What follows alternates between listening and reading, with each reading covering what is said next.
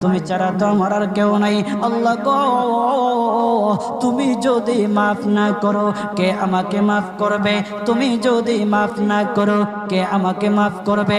তুমি যদি আমাকে মাফ করো তাহলে তোমার কোনো দিকে কমবে না, তুমি যদি আমাকে মাফ না করো তোমার কোনো দিকে বাড়বে না। আল্লাহ গো, তুমি আমাকে মাফ করে দাও। সারাটা জীবন অন্যায় কাজ করেছি, সারাটা জীবন নাফরমানি করেছি, আমার কাছে কালেমার দাওয়াত কম আসে নাই, আমার কাছে কালেমার দাওয়াত কম আসে নাই, আমাকে লোকেরা কম বোঝায় নাই। ওগো আল্লাহ, তুমি আমাকে মাফ করে দাও। মাফ না করলে কোথায় যাব, কার কাছে যাব?